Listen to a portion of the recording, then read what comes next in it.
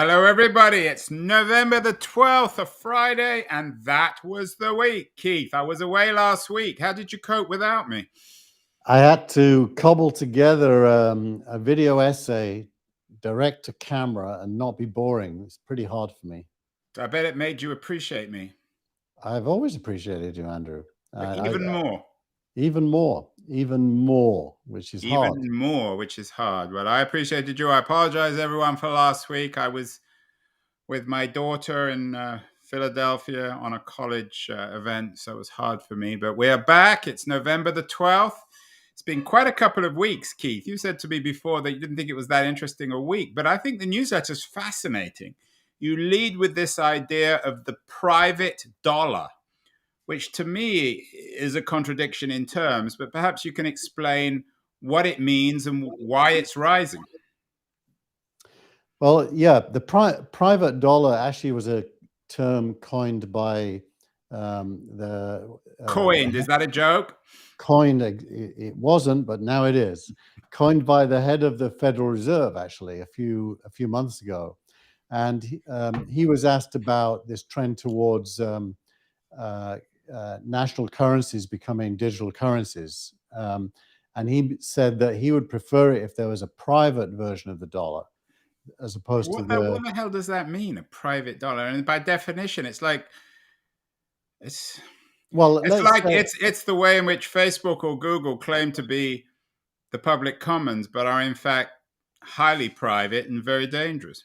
So the easiest way to explain it is to tell you a story about when I first went on holiday to Jamaica, and I turned up at this resort, and they made me give them all my dollars, and in return they gave me these wooden tokens that I could spend at the bar. Okay. And basically, it was dollar for dollar. The wooden tokens were equal to the dollars I gave them. So a private dollar basically is a dollar backed up by real dollars, but purely digital and used as a store of value and a payment system on the internet in Web3. So USDC, as it's called, is backed up by actual dollars. But unlike actual dollars, it exists on crypto exchanges. So you can, for example, you can buy Bitcoin using your USDC, having bought the USDC originally with real dollars. You can buy some Bitcoin. You can then sell the Bitcoin back into USDC. You can then transfer your USDC back into real dollars and put them in your bank account. So the world has become a big West Indies. We're all in a hotel in Barbados. And it's all connected so that any asset is equally valued than any other. And I get that, and it's kind of interesting. But what I don't understand, what I found fascinating from your piece, is how you can earn so much more on this private dollar than you can on the conventional dollar. You say that there are people earning 7% interest. So that to me suggests something odd, perhaps even problematic going on. Who's willing to pay out 7% on these wooden dollars as opposed to the 0.1 or 2% you would get with a traditional dollar? Yeah, Circle itself does that, but the ones that I linked to were... But how can Circle... Isn't that an example of Uber when they launched basically making a huge loss, or Amazon when they launched? Circle can't be making money on that. They do, because they both... it's called staking. So if you put $100,000 into Circle and buy USDC, you're absolutely guaranteed that you've got $100,000. It's never going to go down. When I hear absolutely guaranteed, Keith, I get very, very nervous if I have $100,000. Well, because by rules, they back up the USDC. The ones if they go bust. They can't. It's escrowed. This is escrowed money. Okay, so I take that. So how can Circle, Jeremy Allaire's new thing, how can they be paying 7% when everybody else pays 0.1 or 2%?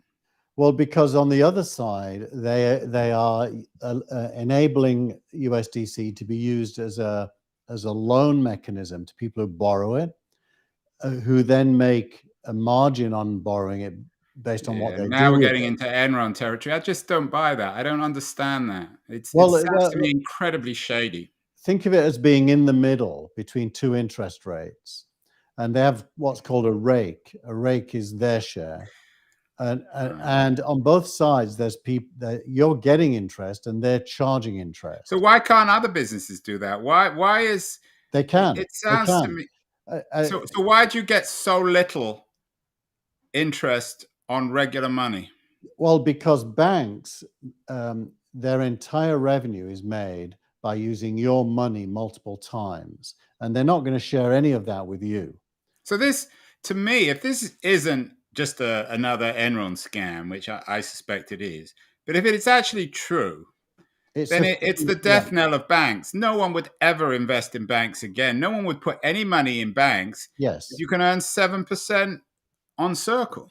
Yeah, think of it this way: if you could get the couple of billion people in the world who are banked to put their uh, native currency into USDC, and you can act as a peer-to-peer platform between borrowers and lenders, taking a small, less than 1% yourself for doing it. Basically, you've gotten rid of the middleman, and the market finds the interest rate it's prepared to pay. And it turns out that interest rate's way higher than what the banks pay you, because normal people will pay you more than that. Normal So people mean, what does that mean? Normal normal people. people, I will pay you if you lend me $100,000. I'll pay you more than the less than one Oh, I percent get it. bank. So we're lending to each other. So that's the Yeah, scam. So people are it's not a so scam. Why is that a scam? well. It's because ultimately it's um, innocence being taken advantage of. It's a Not way for really. people to borrow. Well, only if It's just a more affordable, a peer-to-peer version of credit card. well, it's only if the loans are not collateralized. Credit cards are not collateralized, but these ones are. So whoever's When you say borrowing, collateralized, that means they're secure. they're secured usually on cryptocurrency like Bitcoin, and the middleman has the ability to cash in the security if you don't pay. So it's But actually someone, I mean, Keith, someone is left holding the bag in these things. no, it's a If it's a big price. Ponzi scheme. No, it isn't. It isn't. It's money has a price. So if I borrow $100,000, there's a price I'm prepared to pay, and I'll pay you a lot less than I'll pay a bank, and you'll pay me a lot bigger interest than a bank would pay me. So you, by cutting out the middleman who makes all the profit gets shared Yeah, but between the the problem participants. is that you've got to have firstly, we remember in the 19th century with the beginnings of centralized industrial banks, there were a lot of bank failures. So at the beginning of a new age of peer-to-peer banking, it's inevitable that there's going to be massive failures. What Well, happens if I lend? So the weakness is if you lend me, if Keith Tier lends me $100,000 at 7%, what happens if I default on that? you can't, because in order to get it, Well, I can declare bankruptcy. no, in order to get it, you have to tie up an actual asset, normally Bitcoin or Ethereum. You tie it up in the account, So why and would I borrow it? you're leveraging an asset. It's like an example would be my But e-trading. I take that. But then Let it's me a give you an Ponzi scheme example. because it's all built on top of Bitcoin. No, because Bitcoin can go down, and that just means that your liability goes up in terms of the amount of Bitcoin you own, but it's all tied up. It's a little bit like a mortgage. A mortgage is exactly the same instrument. Well, Your house, the mortgage business almost brought the world economy down in 2008. So there's nothing necessarily secure about mortgages. yeah, but ignore the headline news. Just focus on the instrument. My house is my mortgage company, which is Wells Fargo, can force me to sell my house if I default on my mortgage, and my house is a real asset. Well, it's the same in this world. There's real assets put in Right, place. right. I take that, but if you use the example of the real estate crisis of 2008 and 9, all those pieces of real estate were valued at X, and then the market crashed, so they were valued at much less, which almost brought down the entire world economy. Well, that was because it's something that can't happen in crypto. That was because people like Goldman Sachs artificially bundle together assets and mark them up above their real value. It's more or less fraudulent. Whereas in More or Bitcoin, less, I think it is. it But probably Keith, when is. you say it can't happen, it means to me that it could happen. But it's very interesting that this thing's for real, and it makes me both intrigued and nervous. You're just excited, aren't you? You believe in all this. Well, I think that the digital economy is going to dwarf the physical. It's the one part of metaverse and You Web3. mean the digital financial economy? Yeah, is going to dwarf the physical eventually because And everything. kill banks. I mean, banks are roadkill. Banks are the next, you know, Banks are 16th newspaper century. or taxi cab company or. Yeah. And it's a 16th century institution designed when custodial services were needed for assets that were vulnerable to being stolen or misused. So we don't have that anymore. Software can secure your assets way better than the bank can. Yeah, we've had this, you and I have had this conversation both on and offline. I've had it with many people. I mean, all you have to do is go into a retail bank. All you have to do is go into Wells Fargo, the physical bank, for 10 minutes to understand that they are so archaic, so inefficient, so bureaucratic, lend themselves to all the inefficiencies and incompetencies of the late industrial economy that they're finished, right? Exactly. Good. So we're done with that, Keith.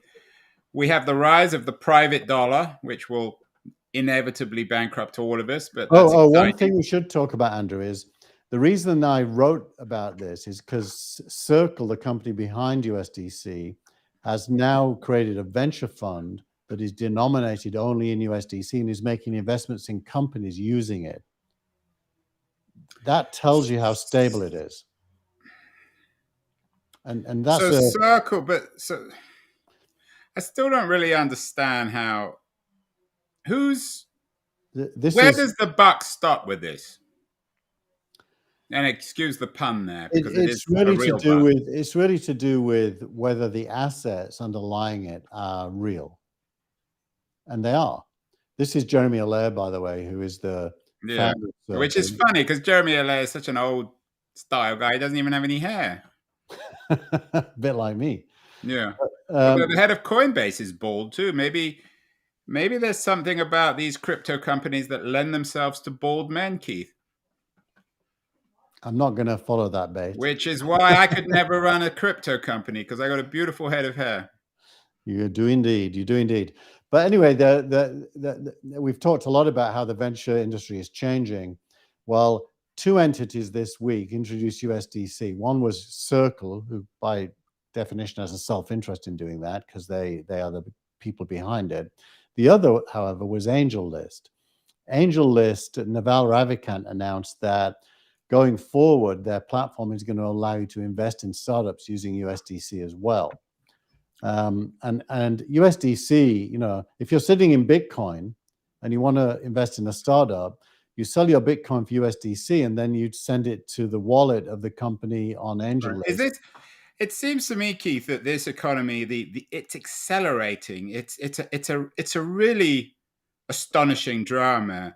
I've noticed that some of the sort of more conventional fintech companies now are not doing so well. PayPal stock, for example, is falling. Are companies like PayPal also going to decline? Do you have to be on board one of these new expresses to survive?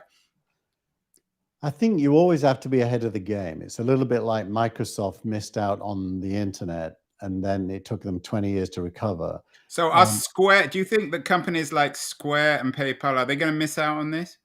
Well, they're tactically engaging with crypto by allowing you to buy and sell Bitcoin, for example, but they're not really product-wise. They're not jumping ahead and defining the next phase. They're followers, Yeah.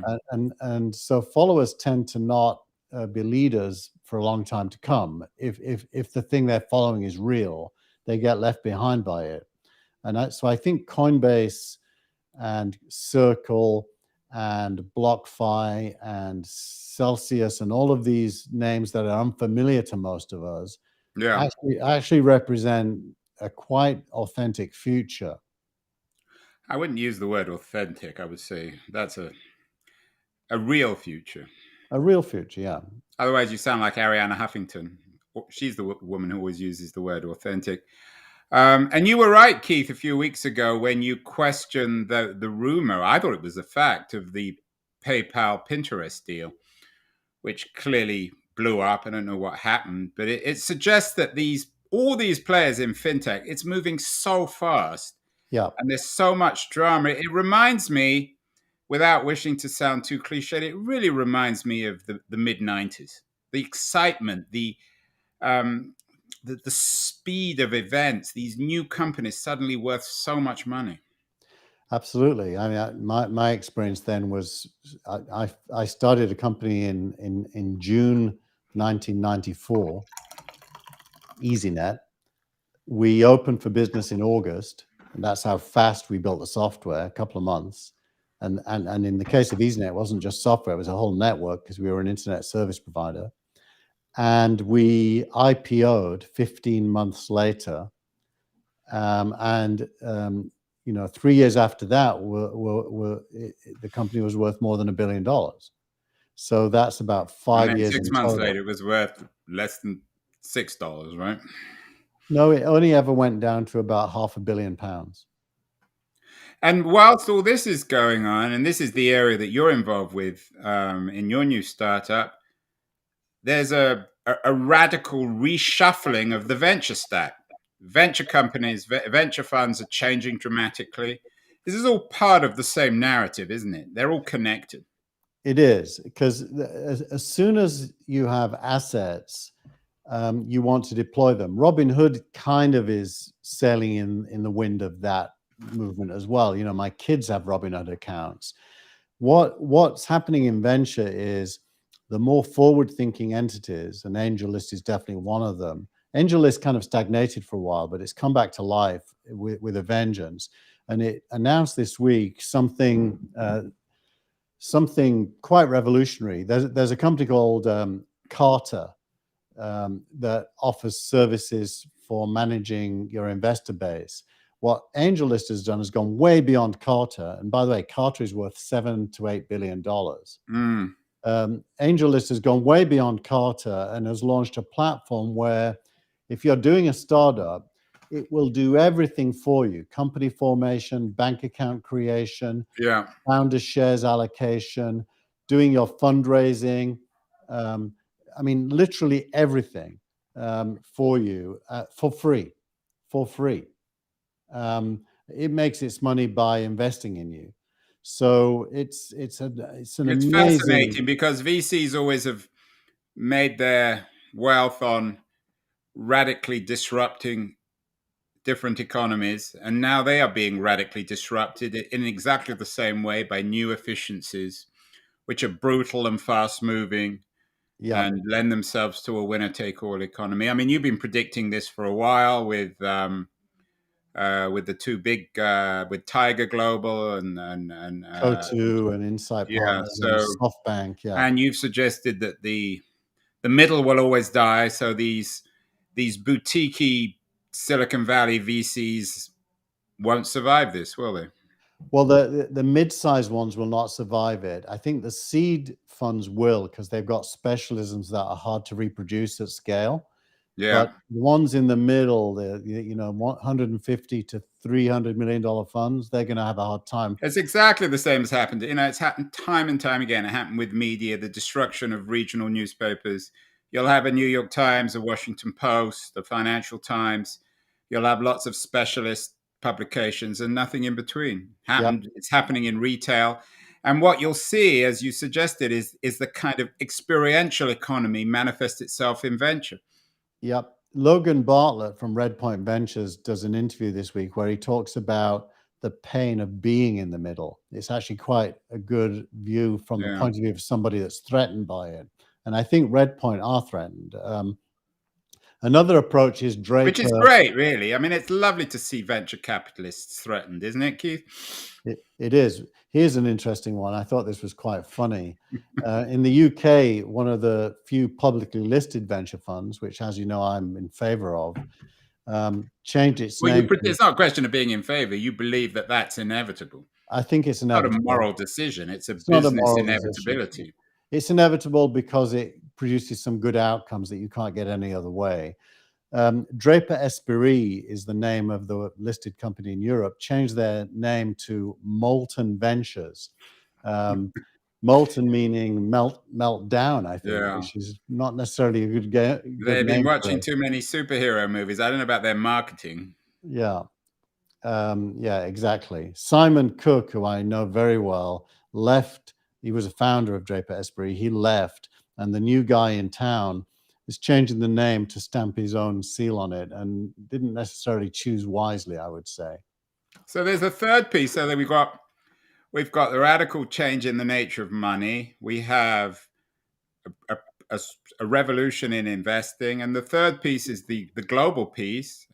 I had lunch with someone in New York on Monday, a Wall Street person, who was saying that the next shoe to drop, the big shoe, is the end of the dollar as the dominant currency in the world. You have a piece about Chairman Xi and big tech. The story of China and tech and the profound reshuffling of power in global economics is probably the most important piece in all this, isn't it? In historical terms. Well, there's definitely a changing of the guard happening globally, and China is leading that. Interesting enough, Chairman Xi this week agreed to do a deal with the Americans at the Global Climate Summit. So Yeah. clearly they're self-aware enough to realize they need to cooperate with the rest of the world. And what happened this week is he became only the third Chinese leader to be allowed to rewrite Chinese history from his own point of view. Who were Mao the did it. first two? Mao and Deng Xiaoping did it. And, the Chinese Communist Party only really enables people who are clearly, unassailable to take that task on. I haven't read it yet. I'm actually fascinated to read it, but he's looking back over 100 years of Chinese history and redefining the meaning of that 100 years from the point of view of what happens next. And that has consolidated him in a position of power, which some people think might lead him to be a lifetime president. Yeah, but how does that all fit in? I mean, that sounds very traditional. Just Well, doing another Mao or a Stalin. How does that all fit into the well, the increasingly China-centric nature of the global financial system? it basically consolidates. I would say, from the point of view of capitalism, certainty is a good thing. China now has a predictable near-term future and probably medium-term future, and therefore, if you're doing business with it, what you see is what you get, and you can rely on it, which wasn't always true. And so it stabilized China in a way, although, a negative point of view might be it's created a kind of benevolent or not benevolent dictator. It stabilized things, and it means you can do business with them, which is what Biden did this week. It Yeah, but again, also, that's not very interesting or radical. It's just history repeating itself. What's new here? well, what's new is that Chinese independence from the world economy is being emphasized. Independence meaning the opposite of dependence. So it doesn't. Semiconductors is the most important part of that. China is building its own semiconductor capabilities, which it didn't Yeah. previously have, and that will allow it to not rely on Taiwan, for example, for semiconductors, which it currently does, like the rest of the world. So I think what you're going to see is a more self-interested, independent player on the world stage, but not aggressive or competitive as much as expanding due to economic strength. Well, at least you didn't make China startup of the week, Keith. I You didn't. spared me that. What is our startup of the week? Startup of the week I picked because it claims to be wanting to take on Google, which I think is audacious enough to justify That's it. happened before. It's not exactly new. This company's raised $20 million. which isn't very much money either. It's called u.com. If we go there, you will see that it's a very different looking search engine. If I do a search up here for Andrew Keen, it will give all kinds of stuff about you, Andrew. But our friends at Burda did that. I mean, so many people have tried that. There's what's the Fred Wilson search engine? What's it? DuckDuckGo. I mean, what's interesting about this one? So this one is actually, I think, a fail. I'm not investing in this one, but what it is an aggregator. So if you look, it's got web results, then it's got Reddit, then Quick Facts, then LinkedIn, then Amazon, TechCrunch, eBay, which is your book, Hacker News. It's got all these different places where you exist, and it's bringing them all together into a single search. So it is, if I do my name, it's actually, I hate it because not only does it have all the normal stuff about me, but somewhere here, if I can find it, here it is. It's got conspiracy theories about me as well. Keith Tier is a... I don't know. I mean, 20 million. I mean, you couldn't even buy u.com for 20 million, could you? As a URL. Exactly. Where'd they get URL? Where'd they get the URL? Who knows? They probably obviously bought it from someone. But I mean, the really interesting question, I don't know if you can answer this, is Google will only get taken on when you get beyond search, in the same way as Microsoft has only been taken on when we got beyond desktop publishing. So what comes after search? I think the ability to index and retrieve knowledge doesn't go away. It only gets bigger and bigger. No, I agree with that, but we will come up with something different from search. It will be... I hope that's true, and I think it's intelligent indexing and highly focused results based on intent. So that's my 14-year-old calling me, telling me he's ready to be picked up from school. Right, so we better hurry up. Well, that startup of the week is a fail, but at least it's an interesting one. Finally, Keith, tweet of the week. Tweet of the week this week is from Fred Wilson of Union Square Ventures fame. One of your favorites, second or third after Paul Graham. And what Fred is doing is advising you what to do with crypto, which assets to buy and which ones not to buy. So I thought it was kind of interesting. I've just noticed that the actual tweet is missing here. So let me pull up the other version of my newsletter, and we will be able to see it. Here we go. This is yet to be sent to subscribers. You're seeing what you're seeing here, ladies and gentlemen, is how the cookie is baked. It's the sausage is made in real time. How the sausage is made. So down at the bottom here will be the tweet. He said confidently. There it is. Buying crypto assets is the tweet with a link, and it links to this story that I put in there. So basically is saying, don't just buy Bitcoin and Ethereum. You need a spread, including, and he names them, Solana, Flow, Avalanche, Polkadot, Algorand, which he calls layer one blockchains.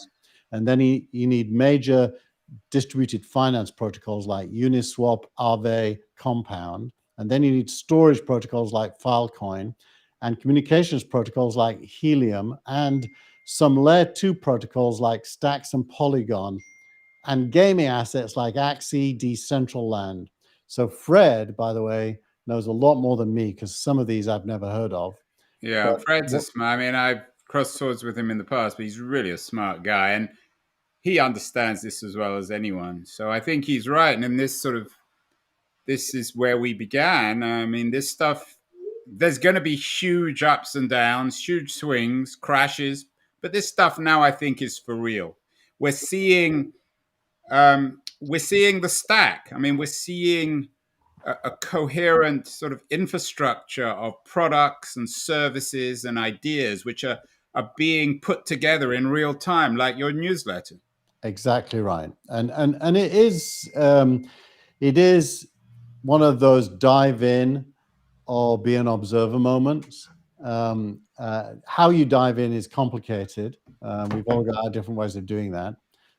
But dive in you should, even at the ripe old age of fill in the blank. Yeah, well, we are diving in. That was the week of November the 12th. We will dive in again, no doubt, inevitably, to similar themes next week, November the 19th. Great to talk, Keith. It's wonderful to be back on the show, and have a great week, and we'll talk again next Friday. Will do. Bye, everyone. Bye, everyone.